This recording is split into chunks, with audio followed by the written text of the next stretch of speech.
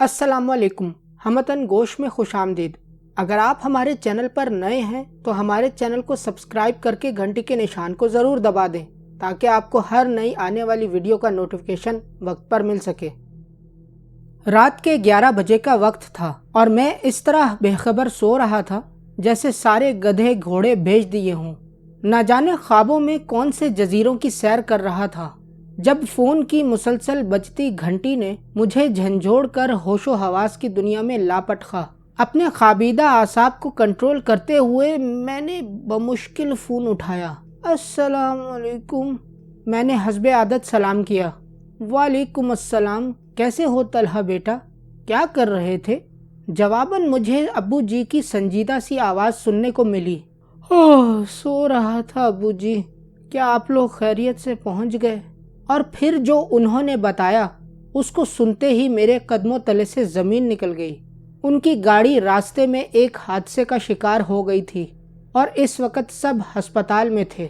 अगरचे बकौल उनके फ़िक्र की कोई बात न थी और वो सब मामूली ज़ख्मी थे, लेकिन उनका परेशान लबो लहजा और गैर मामूली अंदाज़े गुफ्तगू मुझे किसी अनहोनी का पता दे रहे थे। लिहाजा मैंने फ़ौरन रवानगी का प्रोग्राम बनाया। अगरचा अबू जी इस वक्त मुझे सफ़र से मना कर रहे थे, लेकिन मेरा रुकना अब नामुमकिन हो चुका था और दिल चाह रहा था कि उड़कर उनके पास पहुंच जाऊं। मेरे वालिदैन, खाला खालू और मेरी छोटी बहन सब करीबी रिश्तेदारों की शादी में शिरकत करने आज शाम ही हैदराबाद रवाना हुए थे। मैं अपने इम्तिहानात की वजह से घर पर रुक गया था। मेरे खाला खालू हमारे घर से 2 गलियां छोड़कर ही रहते थे और हमारे उनसे बहुत खुशगवार मरासिम थे। खाला खालू निहायत शफीक, पुरखलूस और जिंदा दिल थे। अल्लाह ताला ने उन्हें हर दुनियावी नेमत से नवाजा था सिवाय औलाद के, लेकिन उन्होंने अपनी इस कमी को जिंदगी का रोग बनाने के बजाय तकदीर का लिखा जानकर उससे समझौता कर लिया था। मुझे और मेरी छोटी बहन गुड़िया को वो अपनी औलाद ही समझते थे और अपनी तमाम तर मोहब्बत हम पर निछावर करते थे। नतीजतन हम दोनों भी उन्हें अपने वालिदैन जैसा ही मकाम देते थे। मैंने रात भर जाग कर पेपर्स की तैयारी की थी। पेपर्स के बाद जब घर आया तो मैं इतना मसरूफ़ रहा कि वक्त गुजरने का पता ही नहीं चला। शाम को सब जब मुझे ढेरों हिदायत देकर रवाना हुए तो मेरा थकन से बुरा हाल था। रात का खाना खाकर और नमाज अदा करके मुझ पर नींद का ऐसा गलबा हुआ कि मैं लम्हों में गाफिल हो गया। फौरन ही तैयार होकर मैं रवाना हो गया। वालिद साहब से मैंने हस्पताल का एड्रेस ज़रूर ले लिया था। तकरीबन 3 घंटे का रास्ता था।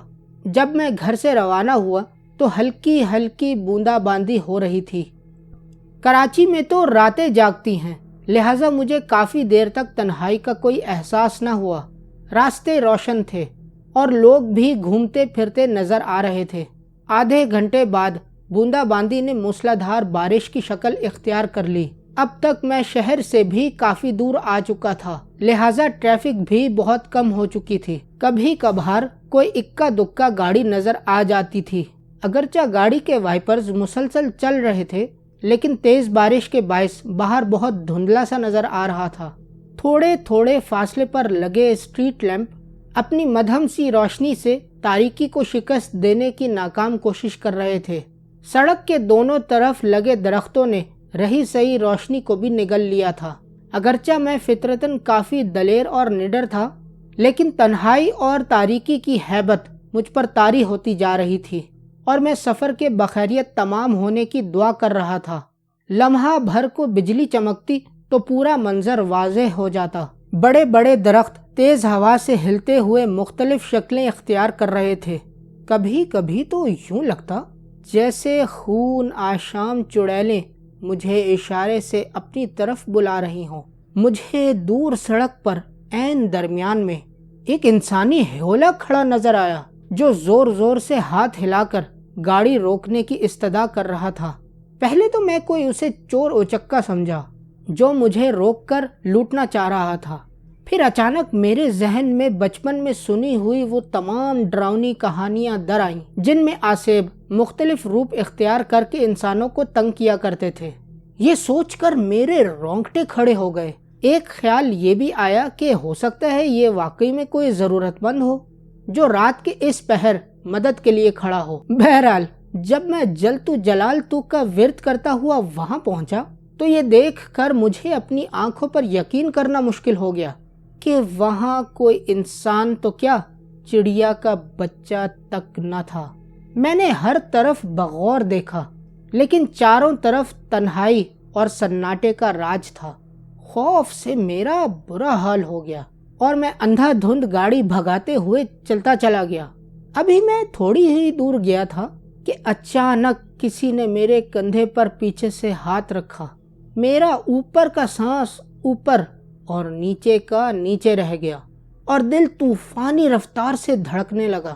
بمشکل میں نے پیچھے مڑ کر جو دیکھا تو مجھے یوں محسوس ہوا جیسے پچھلی سیٹ پر بالوں کا ایک بہت بڑا ڈھیر پڑا ہوا ہے۔ نہ جانے وہ اللہ کی کون سی مخلوق تھی جو سائز میں انسان سے بھی بڑی تھی لیکن مکمل طور پر بالوں سے ڈھکی ہوئی تھی۔ صرف اس کی لال لال خوفناک آنکھیں اور ہاتھ پاؤں کے لمبے لمبے اور مڑے ہوئے ناخن ہی نظر آ رہے تھے۔ وہ اپنی لال لال اور خوفناک آنکھوں سے نہایت غصے میں مجھے دیکھ رہی تھی۔ دہشت سے میری آنکھیں پھٹی کی پھٹی رہ گئیں اور دل اچھل کر حلق میں آ گیا۔ سانس سینے میں اٹکنے لگا اور ہاتھ پاؤں سنسنانے لگے۔ اس سے زیادہ حرکت کرنا میرے لیے محال تھا۔ بڑی مشکل سے میں نے اپنے حواس مجتمع کیے اور زیر لب قرآنی آیات کا ورد کرتے ہوئے گاڑی کو طوفانی رفتار سے بھگا دیا۔ تھوڑی دیر بعد مجھے محسوس ہوا کہ پچھلی سیٹ خالی ہو چکی ہے۔ میں نے شیشے سے پچھلی سیٹ پر دیکھا تو وہ آسیب وہاں سے جا چکا تھا۔ ابھی میں پوری طرح سکون کا سانس بھی نہ لے پایا تھا کہ مجھے ایسے لگا جیسے گاڑی دھیرے دھیرے نہایت وزنی ہوتی جا رہی ہے اور اسے چلانا ناممکن ہوتا جا رہا تھا۔ جس گاڑی کو میں جہاز کی طرح اڑا رہا تھا اب گدھا گاڑی کی طرح گھسٹنے سے بھی انکاری تھی۔ ابھی میں اسی شش و پنج میں مبتلا تھا کہ پیچھے سے ایک خوفناک قہقہا سنائی دیا۔ ایسی دہشت زدہ کر دینے والی آواز میں نے اپنی پوری زندگی میں کبھی نہیں سنی تھی۔ مڑ کر جو دیکھا تو وہی غیر انسانی مخلوق دوبارہ سیٹ پر براجمان قہقہے لگاتی نظر آئی۔ اس کی ٹانگیں اتنی لمبی ہو چکی تھیں کہ اس نے گاڑی کی کھڑکی سے باہر لٹکا رکھی تھیں اور پاؤں سڑک پر گھسٹ رہے تھے۔ اسی وجہ سے گاڑی کو آگے بڑھانا مشکل ہو رہا تھا۔ یہ دیکھ کر میری ریڑھ کی ہڈی میں خوف کی ایک لہر دوڑ گئی اور میں نے بآواز بلند قرآنی آیات اور آیت الکرسی کا ورد کرنا شروع کر دیا۔ تھوڑی دیر بعد گاڑی پھر ہلکی ہو کر تیز رفتاری سے دوڑنے لگی۔ اس کے بعد گاہے بگاہے یہ تماشا چلتا رہا۔ کبھی وہ بلا پیچھے اور کبھی میری ساتھ والی سیٹ پر آگے بیٹھی نظر آتی، کبھی قہقہے لگانا شروع کر دیتی اور کبھی نہایت غصے سے مجھے گھورتی رہتی۔ میں نے تو بھائی دعاؤں کا ورد جاری رکھا اور تیزی سے گاڑی بھگاتا رہا۔ گھنٹہ بھر میں شہر کے آثار نظر آنے لگے تو وہ مخلوق یک غائب ہو گئی۔ میں نے اللہ تعالیٰ کا شکر ادا کیا کہ اس نے بغیر کوئی نقصان پہنچائے میرا پیچھا چھوڑ دیا۔ ابھی میں ہسپتال سے 15 منٹ کے فاصلے پر تھا کہ پھر مجھے شوق لگا۔ رات کی تاریکی اور موسلادھار بارش میں خالو ایک سٹریٹ لیمپ کے نیچے کھڑے نظر آئے۔ میں نے بریک پر پاؤں دبایا تو گاڑی سڑک پر دور تک گھسٹتی چلی گئی۔ خالو تیز تیز چلتے ہوئے آئے اور فرنٹ سیٹ کا دروازہ کھول کر میرے ساتھ والی سیٹ پر بیٹھ گئے۔ اتنی تیز بارش میں کھڑے ہونے کے باوجود بھی ان کا لباس خشک تھا۔ میں نے نہایت حیرت سے ان سے پوچھا کہ وہ یہاں کیا کر رہے ہیں؟ تو انہوں نے دھیرے سے کہا، بس بیٹا یوں ہی کھڑا تھا۔ وہ بالکل گم سم اور کھوئے کھوئے سے تھے، باتوں کے انتہائی شوقین اور بات بات پر زور زور سے قہقہے لگانے والے خالو بالکل خاموش تھے، سوچ سوچ کر بمشکل چند الفاظ ادا کر رہے تھے۔ جب میں نے ان سے سب کی خیریت پوچھی تو وہ گویا ہوئے، ہاں بیٹا سب ٹھیک ہیں، تم فکر نہ کرو، تم سے ملے بغیر جانے کا دل نہیں کر رہا تھا، اس لیے میں خود ہی چلا آیا۔ میں حیرت سے سوچنے لگا کہ وہ آخر اس وقت کہاں جا رہے ہیں، लेकिन इनकी हालत देख कर मैंने मजीद पूछना मुनासिब न समझा।